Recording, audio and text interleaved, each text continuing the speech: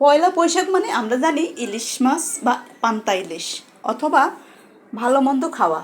আর গ্রাম অঞ্চলে বেশিরভাগই এই নর্মাল খাবারগুলো গ্রাম অঞ্চলে তৈরি করা হয়। সকালবেলার নাস্তা হিসেবে গ্রাম অঞ্চলে খেয়ে থাকি বা আমরা ছোটোবেলা খেয়েছি। তো আজকে আপনাদের সাথে শেয়ার করব গ্রাম অঞ্চলে পয়লা বৈশাখে সকালবেলা যে আমরা খাবারগুলো খেতাম। আজকে প্রায় অনেক বছর পরে মনে পড়লো, তাই আমি আজকে আপনাদের সাথে শেয়ার করলাম। চলুন কি খেয়েছি আর কিভাবে খেয়েছি আপনাদের সাথে শেয়ার করব। প্রথমে আমি এখানে চিড়া নিয়ে নিলাম। চিড়াগুলো ভালোভাবে পরিষ্কার করে ধুয়ে নিব।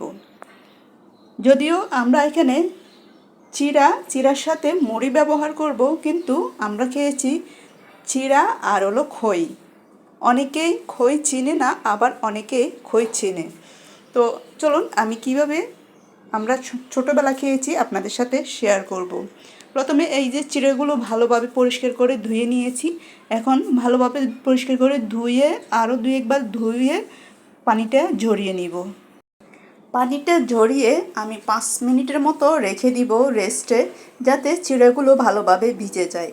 আর যেহেতু এটা বাজারের চিড়া, তাই বেশিক্ষণ লাগবে না ভিজতে। তো আমি 5 মিনিট পর ফিরে আসলাম। তো আমি অল্প করে মেখে নিব, কিভাবে মেখেছি আর কিভাবে আমরা ছোটোবেলা খেতাম, তাই আপনাদের সাথে শেয়ার করব। প্রথমে আমি এখানে চিড়াগুলো নিয়ে নিলাম, ধুয়ে রাখা চিড়াগুলো। চিড়ার সাথে এখন দিয়ে দিব এখানে লাল চিনিটা। আমরা যদিও গুড় দিয়ে খেয়েছি, আখের গুড় অথবা যে কোনো গুড় দিয়ে খেয়েছি। দিয়ে দিলাম এখানে চিনি, স্বাদ মতো লবণ। চিনিটা আমি লাল চিনিটা ব্যবহার করেছি। তো এখানে দিয়ে দিলাম নারকেল কোড়ানো।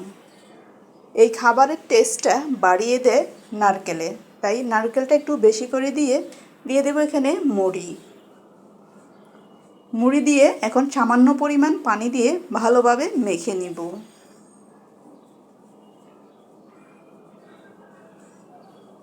সামান্য একটু পানি ব্যবহার করলে একটু ভিজে ভিজে হবে, আর পানি না ব্যবহার করলে শুকনো হবে, তাই একটু পানি ব্যবহার করব।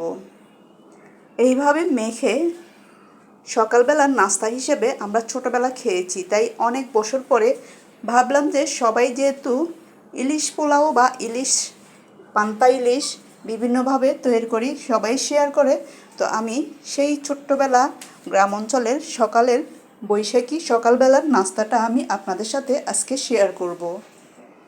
এখন ভালোভাবে মেখে নিব। আপনারা চাইলে এখানে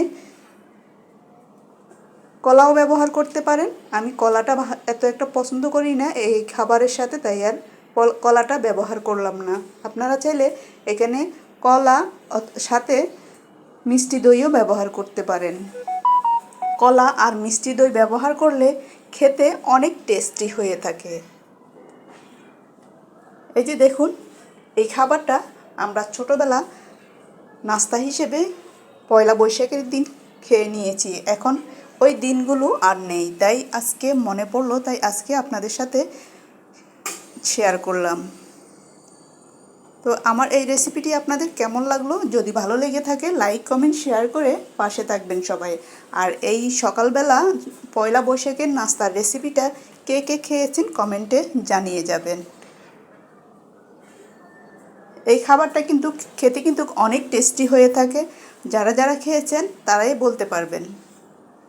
তো সবাই ভালো থাকবেন, সুস্থ থাকবেন। আবার দেখা হবে আবার যে কোনো ভিডিওতে যে কোনো রেসিপি নিয়ে। সবাইকে আল্লাহ হাফেজ, আসসালামু আলাইকুম। আবার দেখা হবে যে কোনো রেসিপিতে।